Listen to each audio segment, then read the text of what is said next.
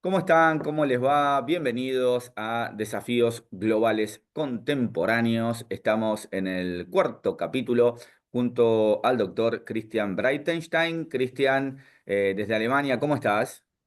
Muy bien, gracias Jerónimo. Espero que vos también.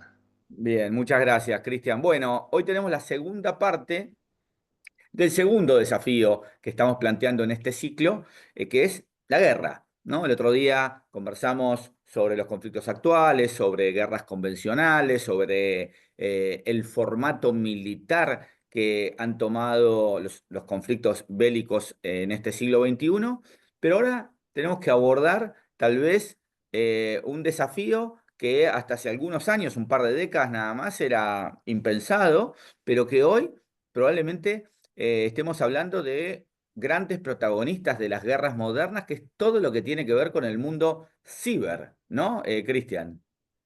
Sí, en realidad, claro, lo que describimos en la clase o en la charla anterior tenía que ver con las guerras convencionales, ¿no? Hay una guerra convencional cuando hay un grupo armado de una nación que se enfrenta a otro grupo armado de otra nación, ya sea para, obviamente, triunfar sobre, imponer su voluntad, su dominio o debilitarlo. Pero claro, no, la guerra convencional es solamente una de los modelos. Está las guerras no convencionales. Dijimos que las guerras convencionales se caracterizaban por el uso de las tres fuerzas militares más conocidas, ¿no? Fuerza aérea, armada y ejército, y que había también en las últimas décadas predominado el uso del espacio. Y ahí tenemos como un instrumento también de dominio o de control. Y ahí de a poco vamos pasando a las guerras no convencionales. Las guerras no convencionales son aquellas precisamente donde no es tan fácil identificar al enemigo o al adversario, donde hay más bien un secreto, un ocultamiento. Se pretende claramente que las acciones que se llevan adelante no sean, no se exterioricen fácilmente, no sean conocidas o vistas o previstas con anterioridad. Y ahí tenemos varios elementos, ¿no? El cyber war o la guerra cibernética o el ataque cibernético es uno de esos elementos. ¿Por qué? Porque claramente el desarrollo de Internet, el desarrollo de las tecnologías de la información, de la comunicación, ha avanzado en las últimas décadas y eso hace que hay mucha información que se guarde, eh, aunque sea en la cloud, ¿eh? Eh, y que sabemos que toda información que tenemos nos pasa en la cotidianidad, en nuestra computadora. ¿Qué pasa si un día no te funciona la computadora? Un solo día de tu vida, ¿no? Uno entra en una crisis. Este, eh, es como ocurre con el celular o como puede ocurrir con otro tipo de ataques no convencionales, como los shutdowns o los apagones, en general. Eh, el objetivo de este tipo de conflictos es un poco generar miedo. Uno dice, ¿cuál es el objetivo de esto? Si eh, se meten en la computadora y me sacan dinero. Bueno, sí, hay hackers que se dedican a eso claramente, ¿no? Hay todo un servicio de mafias cibernéticas que se dedican a eso. Pero cuando hablamos de este tipo de conflicto, no pasa por ese lado, o al menos no exclusivamente. Pasa por generar incertidumbre, por generar miedo, por generar en el adversario desconcierto. Es decir, y además el desconcierto es de dónde viene esto. Hace pocas semanas, no sé si recordarás, en España, si mal no recuerdo, sí, el sur de España, en toda España, perdón, toda Toda España, España, toda España. toda España, el sur es porque se pensaba que venía de ahí, de la frontera con Portugal. Sí, Hubo un apagón total, total, total. total.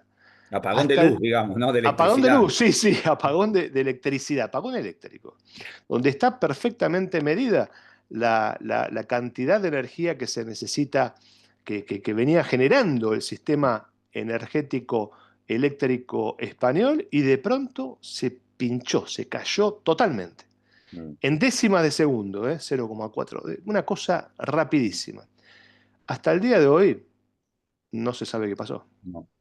Es decir, hay muchas elucubraciones, hay muchas teorías, pero dicen que puede tardar mucho tiempo en saberse. Eh, y lo concreto es que se generó un apagón total. Ujú. Una de las teorías, una de las teorías indicaría que puede ser un ataque cibernético. Y uno dice, España, ¿con quién tiene conflictos España hoy en día? Bueno, conflictos todos los países tienen, ¿no? Sí. En menor o en mayor medida, o intereses. Uno podría decir, bueno, España hoy está defendiendo una postura muy firme a favor de Palestina, en Europa, contra Israel. Puede ser, hipótesis, ¿no? Partimos de la premisa de que nadie sabe lo que ocurre. O puede ser también, ponemos este ejemplo como ejemplo, ¿no? O esta figura. Puede ser que quizás alguna de las potencias en este sector estén probando, ¿no? Y eligieron un país con escaso conflicto, porque la verdad que España no tiene grandes conflictos, Mm. para ver cómo funciona. ¿De qué Sí. lado puede venir? De cualquiera. Y no olvidemos que España alguna vez ya fue banco de pruebas, ¿no? Exacto, exacto. Como lo puede ser América Latina en otros aspectos.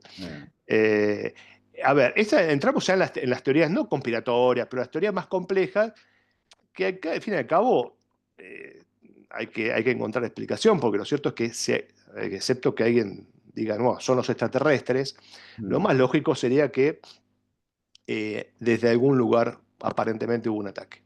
Es que una Eh, falla, yo una de las cosas que escuchaba es que los sistemas están preparados para que se caiga una central, para que se caiga una fase o varias fases, pero tienen cortafuegos para que eso, una exactamente. fase no arrastre a las demás, y acá no funcionó ninguno de los cortafuegos, Ninguna. nada. Ninguna. Mm. Pero, a ver, podemos ver, esto es un ejemplo, ¿no? De ciberataques. Esto ocurre, el uso no es solamente entre naciones y generalmente a nivel de los servicios de inteligencia, sino que también hay para uso industrial. Es decir, como bien sabes, hay mucho piratería o búsqueda de hackeo de información Sí, con objeto industrial. sí. Eh, pero, insisto, esto es uno de los ejemplos. Otros ejemplos de guerra no convencional son también conocidos, que es el terrorismo, ¿eh? Mm. O organizaciones no estatales que intervienen generando, bueno, actos de terror o de miedo. Mm. Hay también otro tipo de guerras que hoy se dan también en las guerras de información, que se llaman. Mm. Es decir, básicamente a través de los medios de comunicación, algunos más afines, algunos comprados o no, o de las redes, Mm. donde a través de las fake news o de noticias que se les da su contenido, se genera de alguna manera un estímulo en la opinión pública o en la opinión que consume esas redes o esos medios de comunicación, eh, con el mismo sentido, ya sea para influenciar una opinión o para generar algún tipo de situación de miedo o de pavor, la guerra psicológica. Mm. Eh, digamos, a veces ocurren situaciones donde, ahora uno dice, bueno, son esquemas que lamentablemente están, a ver, lo bueno y lo malo de este tipo de guerras no convencionales, excepto el terrorismo, ¿no? Que es una medida de acción directa y concreta. Y vamos a Mm. volver sobre el punto, pues es muy importante, me parece una fecha que vos vas a recordar muy bien. Eh, lo bueno parecería ser que los países no, es decir, en primera instancia no van hacia la guerra convencional. Es decir, parece que tratan de buscar otros caminos que parecen un poquito más sofisticados, por decirlo de alguna manera, o al menos menos violentos en una primera instancia. Y eso, en principio, bueno, parecería ser una pequeña evolución en la historia de la violencia armada o de los conflictos. Pero bueno, sabemos que una cuestión de esas características tarde o temprano puede desembocar en un conflicto armado. Y la Guerra Fría, yo creo que entre el fin de la Segunda Guerra Mundial, en realidad, sí, entre la década del 60, mejor dicho, y la década del 90, cuando cae el muro, Fíjate que fue un periodo de décadas Mm, donde nunca se enfrentaron en forma directa las dos potencias que estaban en puja, Estados mm, Unidos y Rusia, Unión de Repúblicas Socialistas Soviéticas. Eh, ¿Y cómo llevaron adelante esos conflictos? Lo mencionábamos la vez pasada.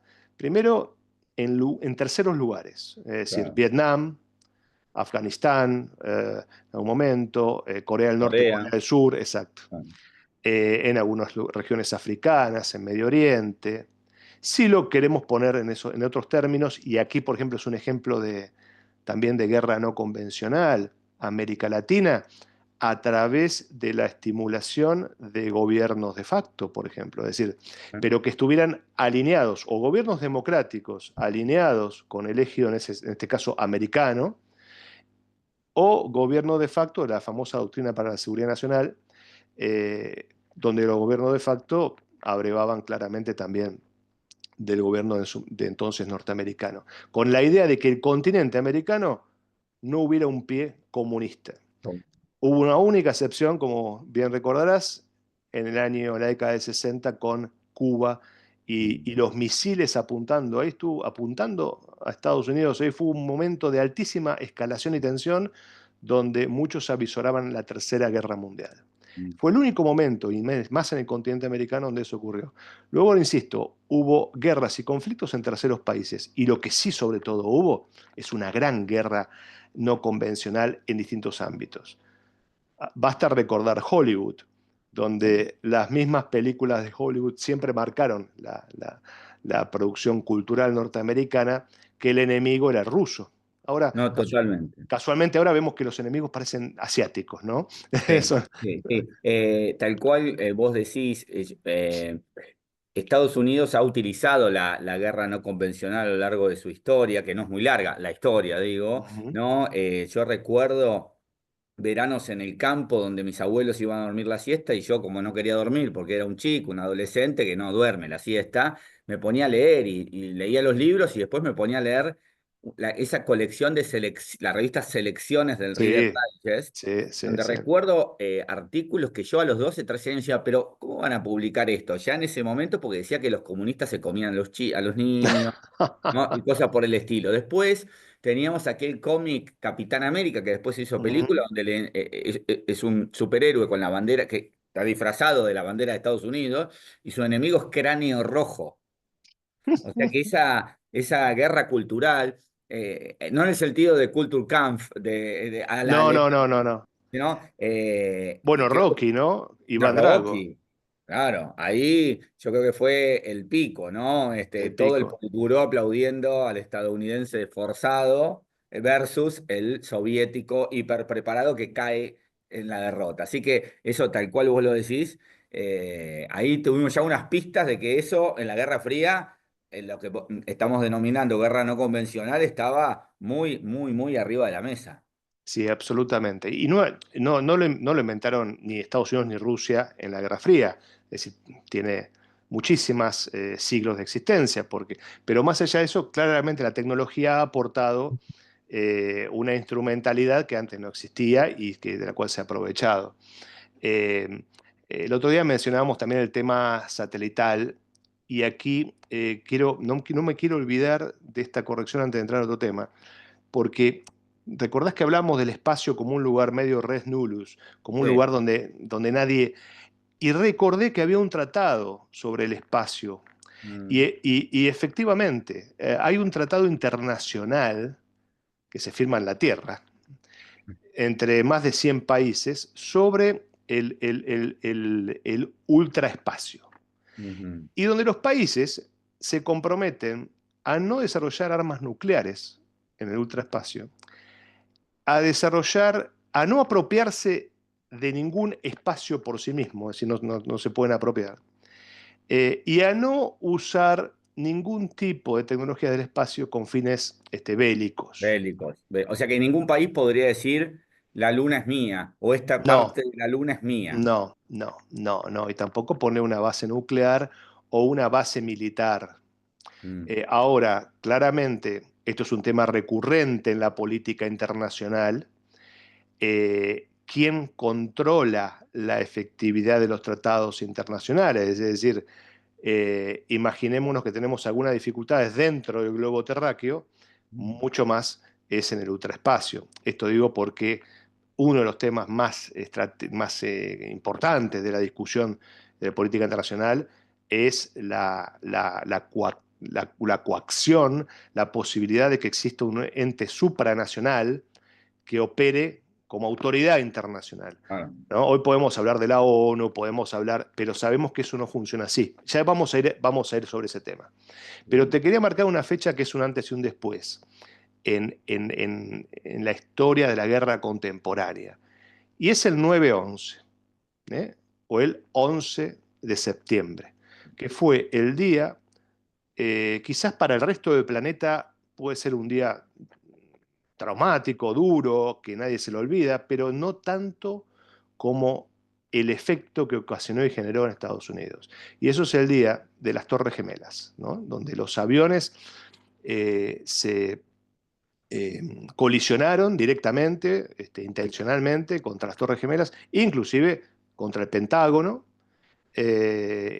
y no se sabe qué más pudo haber ocurrido. Claro. Lo cierto es que es la primera vez, veníamos de una etapa de la Guerra Fría ya resuelta.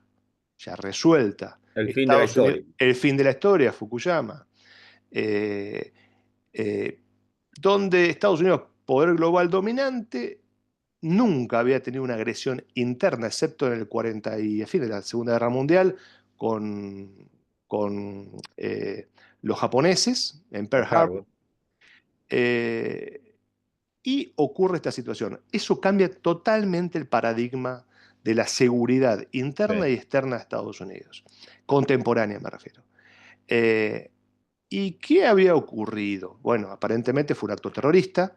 Digo aparentemente porque todavía siguen algunas dudas, pero un acto terrorista provocado por un grupo terrorista que eh, viene de Asia Menor o de Oriente Medio. Pero claro, cuando uno ve por qué hay grupos terroristas o por qué pretender atacar a Estados Unidos, y ahí ve el entramado de alianzas que se fueron Mm. generando en su momento y tienen que ver con las guerras no convencionales, por esto viene el punto. Porque durante la Guerra Fría y después de la Guerra Fría, Estados Unidos buscó un control siempre en algunas regiones estratégicas, básicamente Medio Oriente y algunos sectores del sudeste asiático o Asia Menor. Mm. ¿Cómo lo logró? En el caso de Medio Oriente, mucho más claro, a través de alianzas con grupos o guerrillas. Si el gobierno dominante los apoyaba, sus intereses, cerraban alianzas con ellos, si no, cerraban alianzas con grupos resistentes que trataban de desestabilizar al gobierno existente y con eso generar una inestabilidad de mínima o llegar al poder por esas vías. Tenemos Claro. muchos ejemplos de aliados o exaliados de Estados Unidos. El señor Saddam Hussein, por ejemplo, Sí. Muammar Gaddafi en Libia, por ejemplo, Osama Bin Laden, por ejemplo. Claro. Los muyahidines de Claro, Afganistán. Claro. exactamente. ¿A cuántos talibán habrán entrenado para aquel conflicto indirecto con la Unión Soviética, que después ellos tuvieron que financiar ¿te acordás la Alianza del Norte, aquel grupo que Estados Unidos Sí, financiaba para que se enfrente al talibán? Pero esto les exacto. habrá pasado en innumerables ocasiones que uno hasta desconoce.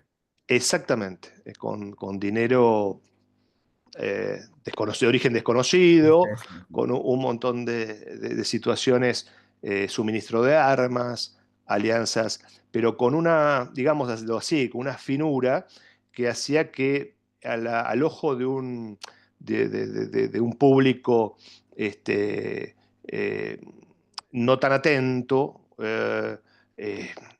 nadie sabía qué ocurría. No. Y de pronto, cuando eh, ocurrió lo que ocurrió con Gaddafi en la primavera egipcia y luego después, y ocurrió lo que ocurrió con Hussein, y Mm. ocurrió lo que ocurrió con Bin Laden, claramente la simbología era estos son autoritarios que atentan contra los valores de la libertad. Sí, Y claramente, seguramente también se les dieron vuelta, ¿no? Porque una vez que cada segmento y cada territorio ha querido reconstruir su poder en sus respectivos lugares. Pero ¿por qué voy a este punto? Porque casualmente de ese esquema de guerras no convencionales surge, sí, entre otras cosas, el terrorismo. Y claro. marca un hito el día 11 de septiembre, porque a partir de ahí Estados Unidos no volvió a ser el mismo en términos, no solamente desde el ego, ¿no? De las cuestiones, pero ahí te das cuenta cómo responde también la cuestión psicológica, porque ellos nunca esperaron un ataque de esas características, eh, y si lo esperaban, sabían que lo podían evitar o controlar. Ujú. No estoy mencionando aquí las teorías conspirativas que No, tienen que no, ver claro. con lo que generaron ellos, etcétera, pero lo cierto es que eh, eso generó un impacto muy fuerte en la población, pero además en el sector de poder Ujú. norteamericano militar, y eso implicó que salieran a la caza, entre otros, de sus antiguos aliados. Eh, pero fíjate que qué paradoja, ¿no? Porque excepto en el caso de Israel actualmente, en el conflicto con Palestina, parecería que en el resto de Medio Oriente, ya sea con el equilibrio con Arabia, Ujú. hasta te diría con la mejor relación relativa con Irán, Estados Ujú. Unidos, eh, parecería que el interés estratégico en la zona no es tan grande como era antes. Ujú. Y esto tiene una explicación. El otro día decíamos, ojo que el centro del planeta se corrió de a poco. Decíamos, en la Segunda Guerra Mundial era Europa, era el centro de Ujú. Europa, Alemania básicamente, pero ahí estaba la cuestión. Después, durante mucho tiempo, los intereses del petróleo y de los Claro. recursos naturales hicieron que Estados Unidos tuviera en Medio Oriente un ojo muy fuerte y mucho control, inclusive motivando a que aliados de ellos se instalaran con fortaleza. Pero, y decíamos que el centro ahora se corrió a lo que se llama el Indo-Pacífico, ¿no? ¿Por qué? Porque China e India son los países más grandes hoy en población mundial, van a Ujú. ser la economía segunda y tercera en el mundo, y donde la conflictividad en el sudeste asiático, básicamente marcada por las islas que reivindica China para sí y Taiwán, con una aliado a Estados Unidos y con o a Occidente y con una base de semiconductores muy fuerte que es estratégica para la industria en general de Occidente. Ahí hay un tema que se está corriendo el mundo hacia ese lugar. Pero, ¿por qué se abandonó? No se abandonó, pero ¿por qué no es tan fuerte el impulso que tenía Estados Unidos en Medio Oriente? Bueno, básicamente porque si hoy tenemos que definir quién es el principal exportador energético del mundo, es Estados Unidos. Es decir, en petróleo han hecho una revolución. Ujú. ¿Mm? En energías renovables lo están haciendo hacia adentro, en shale gas, en GNL, luego en gas natural líquido.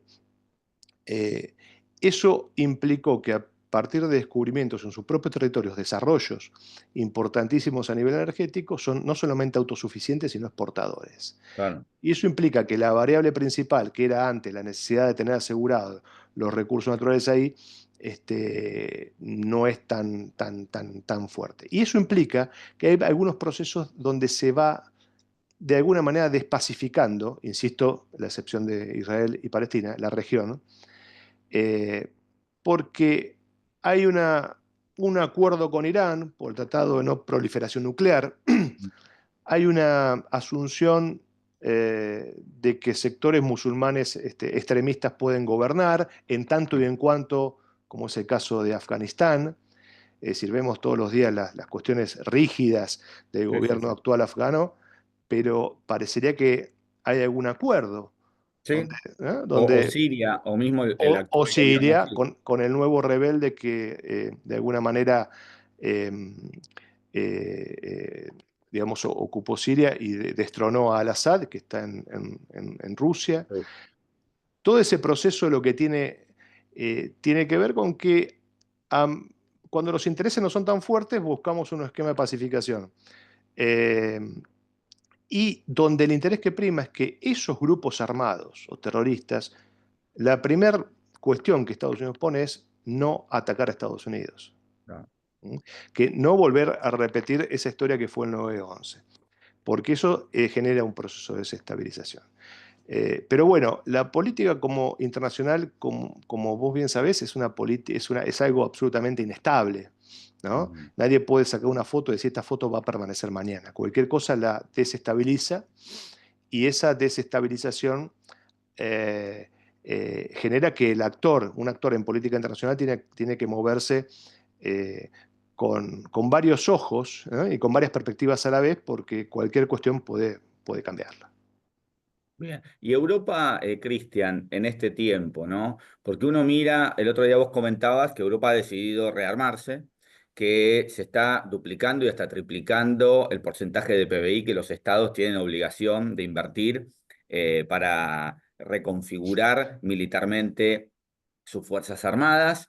Eh, Después tenemos esta situación en donde pareciera que el terrorismo dentro de Europa actúa, pero casi que a partir de lobos solitarios mucho más que de células, ¿no? Yo no Ujú, recuerdo ahora cuál ujú. fue quizá la última célula que actuó, quizá lo del 17 de abril en Barcelona en 2017. Después el resto de los casos cuando son muy dramáticos para quien le toca, obviamente, ¿no? Pero Sí. una persona que toma un auto y atropella personas en un mercadillo navideño o una persona que con cuchillo ataca y eso... Bueno, los expertos dicen que podemos estar hablando más de lobos solitarios que de células que se activan. ¿Qué se dice en Europa de esta cuestión? Efectivamente está más encarada la cuestión del terrorismo, o mejor dicho, está encapsulada a situaciones que se sabe que no se van a poder evitar, porque que una persona agarre un auto y arremeta contra una multitud es imposible de evitar en todos los casos, ¿no? Alguna vez te puede pasar. ¿O hay temor a que haya células que actúen? ¿Cómo está en ese sentido Europa? Mira, es una buena pregunta. Claramente, a ver, los grupos terroristas en Europa han conseguido un espacio donde permanecer. Es decir, tanto es así que los servicios de inteligencia europeos tienen detectado con nombre y apellido, yo no recuerdo ahora, pero había un listado de más de 700 o 800 personas claramente con componentes terroristas. O sea que en cada evento grande que se hace a nivel europeo, llámese una Eurocopa, llámese una Olimpiada, llámese... eh, existe siempre la alarma de la inseguridad o la posible atentado. Eso está absolutamente internalizado.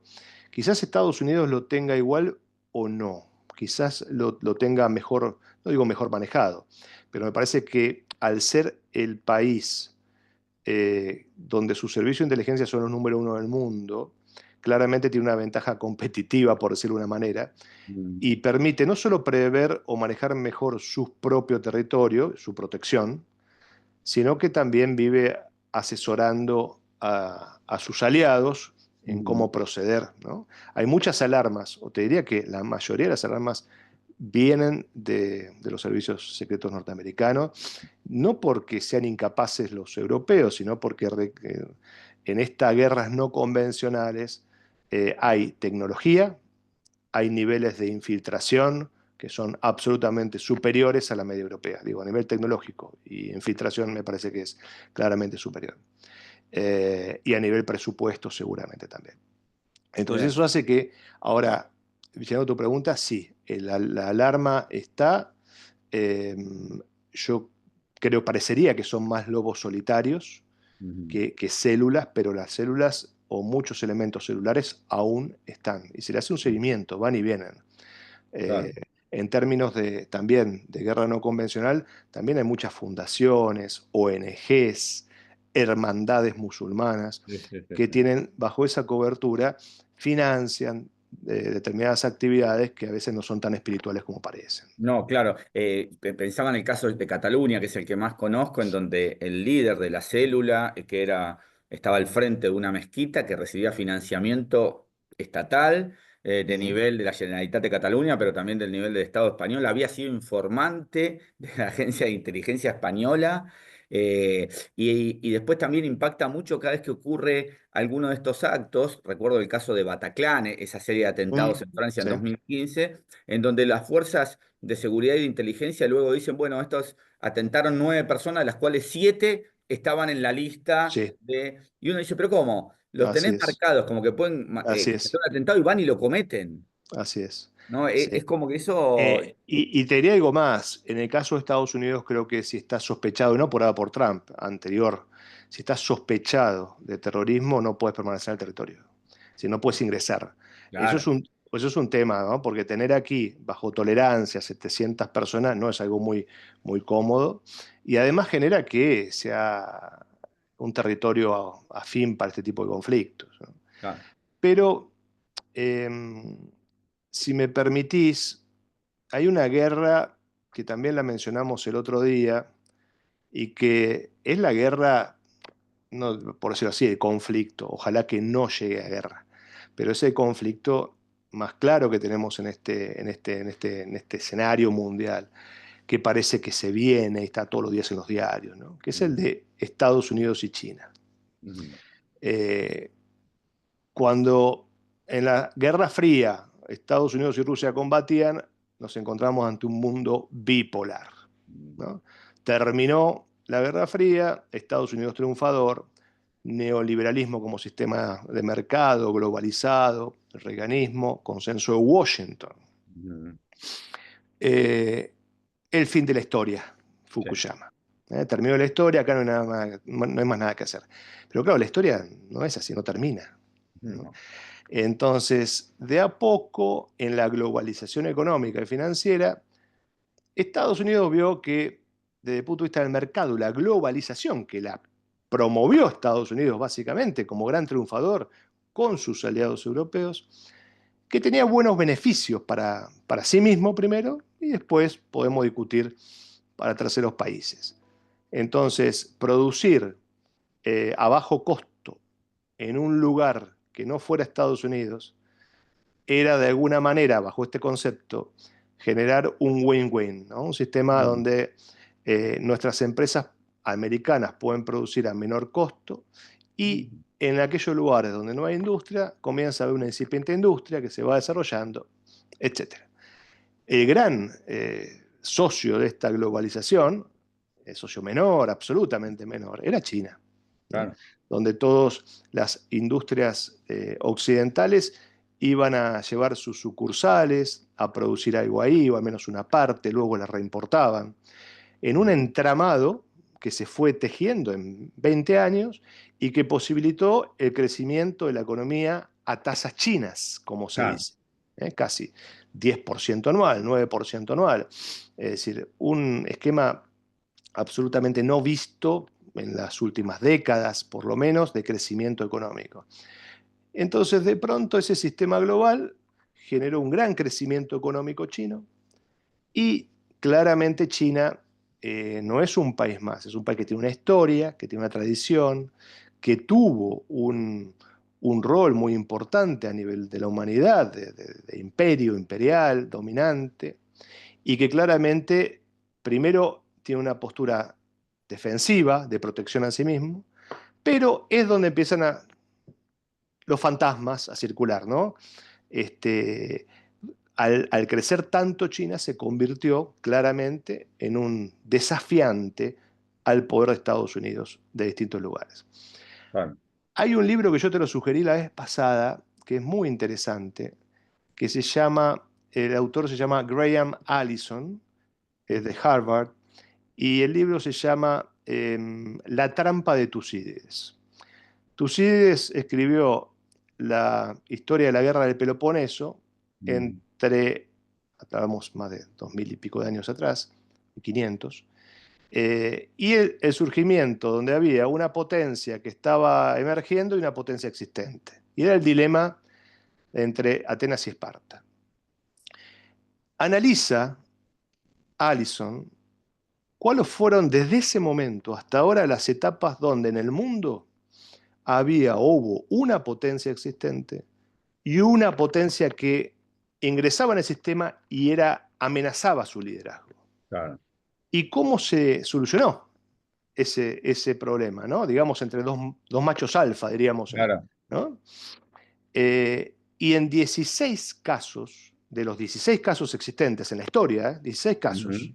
a nivel global, en 12 se solucionaron a través de la guerra. Mm. O sea que solamente en 4 esa trampa de Tucídides, digamos, no operó, que es el conflicto armado. Claro. El caso de Estados Unidos y China es el número 17. Hasta ahora no ha habido conflicto armado. Y todos decimos o sostenemos, ¿no?, que si lo hubiera, podría ser la Tercera Guerra Mundial y Claro, la claro. última. Pero como eso todavía es un factor de deterrence, de evitación de la cuestión, podemos decir que todavía hoy no ocurre. Pero es interesante porque en un altísimo porcentaje de casos, el conflicto está latente. Y hoy tenemos ese conflicto, ¿no? Donde después del consenso de Washington, hay un libro también muy interesante que se llama El consenso de Beijing, ¿eh?, Mm. como un modelo alternativo al consenso de Washington. Porque el consenso de Washington propuso una globalización de la economía, década del 90, desregulación económica, privatización. Mm. Eh, pero ¿cuál es el consenso de Beijing? El consenso de Beijing es comerciar e invertir en cualquier tipo de lugar o de país, independientemente de su característica, de que respeten las normas del liberalismo político. Es decir, Claro.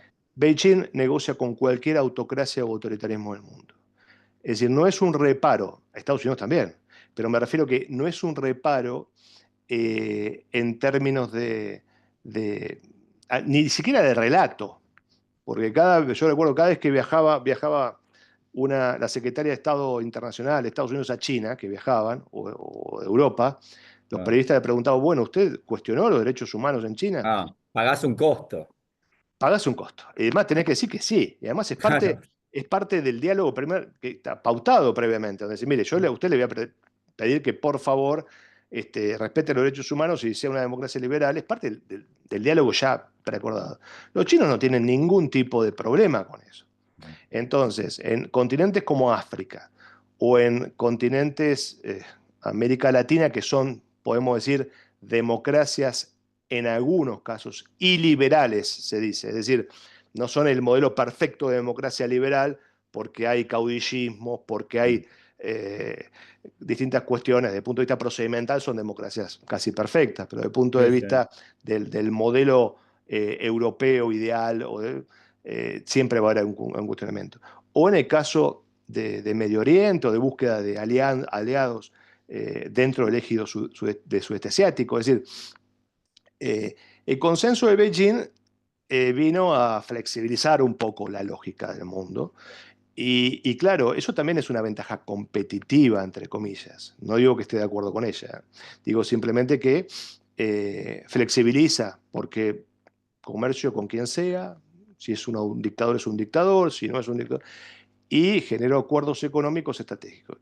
Conclusión, hoy tenemos un mundo bimultipolar, bimultipolar, porque no podemos decir que es solamente bipolar, porque Claro. hay otras regiones, Europa es una, Ujú. el BRICS, podemos ponerlo como otra región, no como región en sí misma, no es un tratado internacional, no es un tratado de libre comercio, es solamente una asociación política, pero podemos poner a India también como otro jugador importante. Mm. Entonces, donde hay pequeños, Australia por su lugar, ubicación estratégica, hay pequeños nodos donde todavía hay eh, eh, algunos elementos de multipolaridad, ¿no? Hay un G7, ok, es más restringido, pero también hay un Mm. G20, donde está Claro. Argentina, por ejemplo, donde está Brasil. Bien. Eh, es raro porque Brasil también está en el BRICS con India, pero sin embargo Mm. India tiene sus diferencias grandes con China. Por Con eso digo China. que en todo esto es como un juego, la teoría de los juegos, donde tenés que analizar que cada actor tiene diversos intereses y quizás algunos coincidan con los tuyos, pero otros no. ¿Eh? Entonces Europa lo define define a China en términos muy interesantes, porque dice, China eh, es un, es un competidor, es Ujú, un adversario ujú, potencial, ujú. pero es un socio estratégico. Claro, Entonces, es contradictorio esto, como, sí, es contradictorio, pero es así. Es decir, claro. tenemos cuestiones que nos vinculan y queremos motivar y potenciar, tenemos cuestiones con las cuales no tenemos nada que ver y hasta puede ser un adversario Mm. político, y tenemos cuestiones donde eh, podemos ser más neutros y poder dialogar o negociar. De- Eh, Esto era un poco como cierre porque es ese conflicto que está debajo no, no podemos, como dijimos la otra vez, no podemos pensar los conflictos existentes si no pensamos el conflicto grande. claro. Hablamos de la relación Rusia-Estados Unidos, hablamos de la relación India con China, pero India con Estados Unidos, el rol en el Indo-Pacífico. Entonces, es una búsqueda de equilibrios y contrapesos permanentes, pero donde claramente hay dos jugadores muy fuertes, y esos jugadores tarde o temprano van a tener que dilucidar quién va a ser el uno, ¿no? Claro. Por último, Cristian, ya para cerrar, la ONU, ¿no? Eh, Durante muchos años, décadas, te diría, claramente aparecía como el faro de discusión, de debate y de donde se emanaban una cantidad de políticas o definiciones que por lo general el mundo más o menos las seguía, las acompañaba, era un lugar respetado, etcétera. Hoy, ¿cómo está la ONU? Porque la impresión que da es que es un lugar, nada, para viajar una vez por año a la Asamblea General, cada presidente o primer ministro o quien fuera hace un discurso más pensando en su política interna que en la geopolítica, y si es en la geopolítica es para expresar finalmente su mirada ideológica, pero lo que emana de la ONU, ¿alguien le presta atención en la práctica? Digo, donde hay conflicto, ¿no? Porque si o, bueno, simplemente es un lugar para hacer catarsis. ¿Cómo lo ves? Bueno, es la pregunta para mí de la política internacional, es decir, ¿quién es la autoridad internacional? Porque la ONU va a cumplir este año 80 años. Ah, Y se formó luego de la Segunda Guerra Mundial para tratar de dar una institución a nivel internacional que evite precisamente la ley de la selva, es decir, que claro, lo que ocurrió en la Segunda y en la Primera se vuelva a repetir, que una potencia emergente pretenda ser una potencia global, imponer su voluntad a todos y que vayamos a una guerra. Fue el caso de Alemania. Eh, ¿Qué ocurrió cuando se conformó? Como corresponde. La ONU tiene una asamblea donde claro. están representados hoy casi 200 países, pero al Mm, comienzo eran 50 más o menos. mm, Alemania, un ejemplo te pongo, entra en la ONU en 1974, es decir, 30 años casi 30 años después, casi 30 años después de que se constituyó la ONU. Es decir, ¿por qué? Porque la tenían casi afuera del sistema internacional. claro, Ahora, hay cinco potencias, que son las cinco potencias ganadoras de la Segunda Guerra Mundial, que conforman el Consejo de Seguridad. Y esto es lo determinante. En la Asamblea, de a poco se fueron representando de esos 50 países, logramos que sean casi 200. La Asamblea es claro, el Parlamento, como voy a decir, van una vez por año, todos juntos. Después hay sesiones especiales, pero los presidentes van una vez por año, pero sesionan para distintos eventos los embajadores de los países en la sede de Nueva York. Ahora, el Consejo de Seguridad de Naciones Unidas es el ejecutivo, es el claro. poder ejecutivo. Y ese consejo tiene una particularidad que requiere una aprobación por unanimidad. Claro. Mejor dicho, lo que se establece como forma de decisiones es que cada uno de sus integrantes tiene un derecho a veto. A ver, Es decir, el derecho de veto condiciona la política, porque si Francia, Reino Unido, Rusia, China o Estados Unidos en algún momento dicen que no a alguna decisión, se cae. Entonces, es un sistema complejo eh, que está absolutamente en cuestión, primero porque representa una relación de poder que ya no es tan así.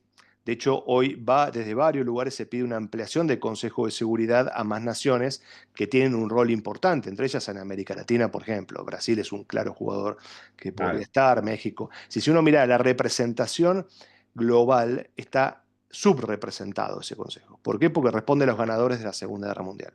Pero después, desde el punto de vista metodológico, instrumental, el decision making, el proceso de toma de decisiones, es no es complejo, es inviable, porque hace que si hay un país, solamente uno, que no está de acuerdo, se cae cualquier tipo de decisión, aunque 200 la valen. claro.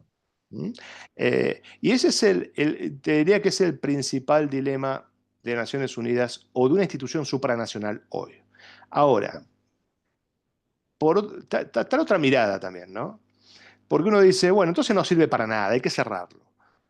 Y yo no sería no, tan rígido, porque, ¿sabes qué? Es importante tener a veces una mesa o dos sillas para sentarse, Mm, ¿no? Cuando murió Francisco vimos todos una cosa, una imagen que fue interesantísima, ¿no? En la Capilla Sistina pusieron dos sillas y se pusieron a dialogar Zelensky y Trump. sí, Esa imagen es fantástica. sí, sí, sí, sí. Después de lo que ocurrió en la sala oval de Estados Unidos de Washington, donde se mataron los dos, es decir, qué importante que es un espacio para dialogar. Es decir, eso era un espacio espiritual que se da una vez cada tanto, cada muerte de papa, pero cuando tenés una institución, aunque funcione no tan bien, es importante, porque lográs que haya un lugar donde puede ser catártico, pero puede ser también un espacio de negociación, o puede ser un espacio donde quizás alguna solución se puedan encontrar. Es decir, uno porque mira los conflictos más estructurales de la humanidad, Claro. pero si mirara conflictos quizás no tan fuertes, pero vería un montón de acuerdos a nivel global en muchas cosas, ¿no? Y que luego surgen tratados internacionales donde la ONU es un posibilitador. Pero claramente estamos lejos de una institución, digamos, ideal. Immanuel Kant lo planteó en el Tratado de la Paz Perpetua, a quien, Mm, entre otros, se le reconoce la idea, pero de una comunidad de naciones, claro. pero sobre una base de, a ver, por decirlo con todo respeto al amigo Kant, pero una base ingenua, ¿no? De pensar Claro. que la racionalidad va a primar y que todos nos vamos a poner de acuerdo y vamos a poder constituir un ente supranacional que nos rija a todos. Porque lo que rige en la política internacional sigue siendo el interés de cada nación.